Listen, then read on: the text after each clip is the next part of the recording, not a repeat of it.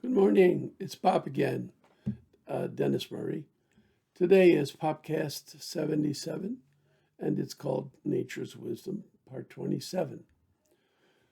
So today is my wife Gayle's birthday. She's 77 by happy chance. For 3 weeks every year, we're the same age. And I have, it's a bittersweet day. She lives in a wonderful memory care facility called Arbor Terrace, just down the road from me. And she's being very beautifully cared for. And she also has uh, an odd form of dementia, such that she's no longer worried about the future or troubled by the fact that she can't remember the past. She only has a present, and the present is, pretty good. So she's pretty content. And she had been troubled by fears of death and dying and of becoming demented. Um, so she doesn't have those fears anymore. And, watching her fade is tough. It's a bittersweet day. And, that's the bitter. Um, but it's also a very sweet day because, we're of a certain age and, you know, it, it's not death is not something anybody wants, but it's age appropriate, So we're living on extra time, on overtime. It's pretty happy, and mostly Gail and I just had a fabulous life together. So that's the sweet part. And I've got my butterfly cup today instead of my Lucy cup because Gail and I always felt butterflies were special to us ever, ever since Bridget died. When our daughter Bridget died, way back in '98, so 22 years ago, she was able to be an organ donor. And the symbol of the New York Organ Donor Society, they use of butterflies as a symbol of the new life that organ donation represents. And so butterflies are always kind of special to Gail and I. And it seems appropriate for today.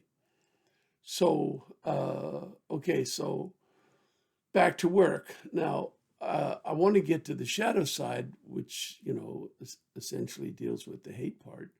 Um, and that we all hate and are hated, and it's scary. Both are scary, and our hating others is perhaps even scarier. Um, but I still want to finish up some work, about um, the necessity side, to appreciate ourselves as we are, on one side or the other of the Great Divide. We need to have a pretty good understanding of the mechanisms that are, important in our lives. And, our attitude towards death is important. Our attitude towards hate is important. You know, our response to necessity is important, and our response to unfairness. Um, and so, with an appreciation of those aspects of us, we see something of how they feed into the Great Divide, which gives us some starting point for looking for practical ways to lessen the Great Divide. So I have in my prior podcast uh, given some ideas about how to view ourselves in our circumstances, and and some ways that we might be able to lessen the divide. But so the task in the last few days has been, okay, well, how do we do that? Are there any practical ways we can actually follow that might actually have some reasonable chance of lessening the divide? But before we get to that, we have to have a greater appreciation of ourselves and each other, our circumstances, our situation. so we can choose more wisely the possibility of practical applications that we're going to try. So these four things, then, they have a lot to explain about our situation. Of course, death. We always consider it a curse, and now we're beginning to see that it contributes to our gifts. It's part of our gifts. And in this particular, that it lets us see how precious life is to us. And but it's still scary, and people often do things that don't otherwise make a lot of sense out of their fear of death and dying. Um, and But the thing and of course, hate, our shadow side, which we're going to talk about in a bit. But the thing that I want to focus on again is more of this business of our fear of failing to meet necessity.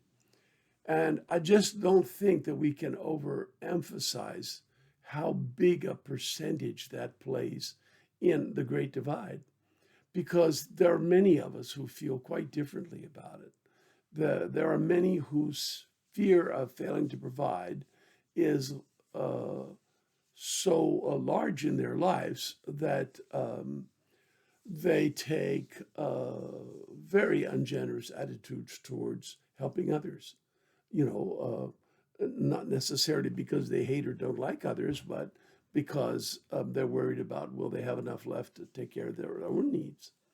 And certainly, such practical arrangements, social arrangements as government taxes raised in order to be able to help others becomes a disputed point and leads to essentially political aspects of the Great Divide. Uh, in general, part of it may be I don't want to pay to help others because I don't want to pay more taxes because I'm worried about being able to provide for my own needs and my loved ones. And part of it is I just don't approve, of helping others. Harsh experience is part of what life teaches us, and some of us have to sink while they're trying to learn to swim, and that's just life, and it's not my problem. So a fairly harsh attitude that's not so much connected to fear of failing of necessity, but to a general appreciation that other people should face harshness without asking me for help. And so I really do think that even though it appears to be unconnected to your fear of providing for yourself, there's some aspect of that in it. But it is a reasonable concern. People do fail to provide for themselves, and you don't want to be one of those people if you can help it. And one way to help that is to discourage extra taxation to help others. Um, and unfortunately, that goes against the grain of a lot of other people's point of view about how we should live the gift of each other. So, hence, there's a great divide. And there will always be a great divide because there'll always be these differences in how one best lives the great divide. And part of it is connected to finances. So I'm trying to, right now today, stress that part, how, and I'm going to use some examples. So we talked yesterday about people who cheated in certain small ways. Now I want to make a larger corporation. You might be tempted as a small businessman in a small town, one or two employees. You might be tempted to be, ungenerous to your clients. You might kiss them up and glad hand them, but not cut anybody any slack on price. So, that's one thing. But you may not be cheating, however, because you honestly give them what you say you would and for the price you said you would. But when the company gets large, the temptation to outright cheat becomes a lot larger because these guys at the senior levels are living pretty successfully financially, and they may have commitments. They may have gotten very used to this kind of a lifestyle and to the status in the community that it gives. 15,000 years ago, status was very important and long built into, even going back, 2 million years ago, reputation in the tribe was important, and it still is important. It's hardwired into our psychology. Um, when you want to cheat, you also want to hide that fact so you can still have reputation.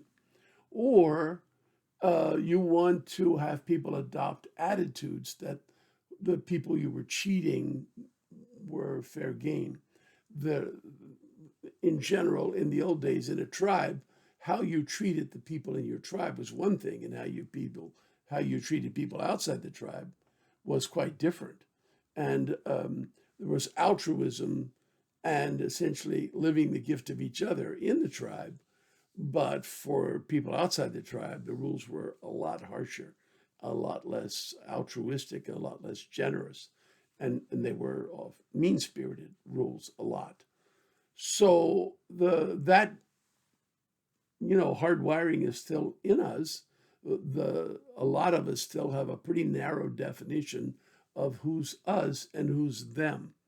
And the us them thing is still with us, so that some business people have a view that all third world people are not part of us, they're them. And as a result, it's perfectly all right to treat them harshly. You can engage in the corruption that's needed to get big contracts in third world countries. You can pay your people slavery wages in those countries, and you can abuse the ecology of those countries, without fear. And if for some reason the politicians you've been paying to, to keep the profits at a high flow, turn on you, you can always start a revolution and have them shot and put a different set of corrupt politicians in place who are smart enough to realize they better not turn on you. This is the way the game was played by American businesses, by the great majority of American businesses in all of their dealings with third world countries. And until very recently, that was perfectly legal and considered an acceptable business practice by people who were realists. And these people came home, the high level executives, and lived, pretty good life. It had, the country club and the car and the house and the snob situation. They felt like they were the big dog, and the community largely accepted the reputation that they seemed to have earned, and the reputation as being a clever, hardworking, successful businessman who's contributing to the community. They go to church, they tithe, they give generously to the local charities, but they're living on money and giving away money that they stole from third world people who they felt it was perfectly acceptable to steal from. And so they helped convince the community that that kind of stealing didn't really happen, or it was those people, or it's just realism in American business. If I don't bribe the local officials to get the contract, I won't get the contract, and then my company goes under, and 20,000 or 50,000 jobs goes away. So I have to do it. Everybody's doing it. I can't not do it. I don't lose reputation for doing it. And you can see that that's very tied up in the Great Divide. There are a lot of people who feel like that kind of business behavior is outrageous and deeply offensive to trying to live the gift of each other. And they're on one side of the divide from those who think it's perfectly acceptable business behavior. So not everybody on the divide is involved in business, and this dispute about business behavior is only one aspect of the Great Divide. There are a lot of aspects to the Great Divide, but this aspect needs to be appreciated.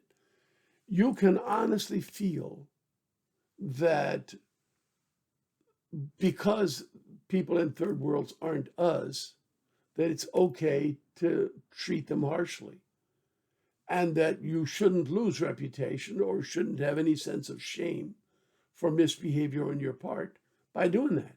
And you can manage to have the community, for the most part, agree. And you're a big dog and local pillar and a highly regarded businessman. But in fact, you make your living by crushing, the poor in third world countries. And there are those people who don't agree with that that's acceptable. And that disagreement is not going to go away anytime soon. So, relatively few years ago, we got laws passed that make it illegal for American businesses to engage in corruption in third world countries or in any country outside of the United States. And of course, it's long been illegal to engage in corruption here. And yet, of course, every day's newspaper brings a tale of another town commissioner who his wife is on the payroll of a company who just got a sweetheart contract. And he forgot to mention that, so he didn't decline to vote on the contract. So this young man in Canada who seemed to have been, you know, a person of integrity, Trudeau, it turns out that the sweetheart deal was given to a company that's employing a number of people who are his relative or the relatives of his key cabinet officials or key administration officials. And so there's a big, ruckus going on there. So, in other words, the fear that we deal with every day about failing to provide is a big part of the Great Divide. And, you might see your side as pure and holy and the other side as evil.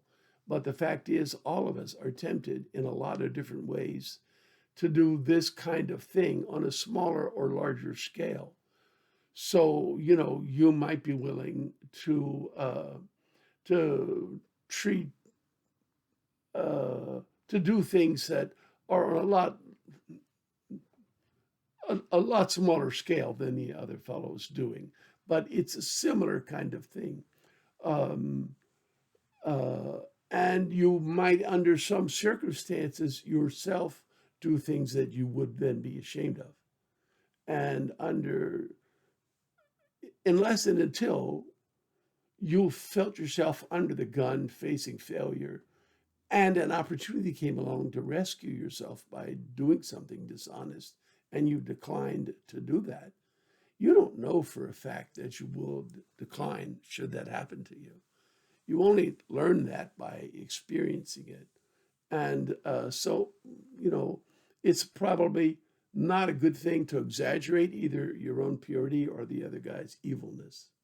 It really isn't. Have a little more humility in your appreciation for the other guy's circumstances and the integrity of a point of view that's based on the us them thing, with him having a rather more narrow view of who's us and who's them than you do. And this is hardwired into us, this us them thing. It's not all that easy to find a larger definition of who us is in for some people. And having this narrow definition of us, coupled with the financial responsibility to provide, can make your behavior quite different from that of other people's in terms of the Great Divide.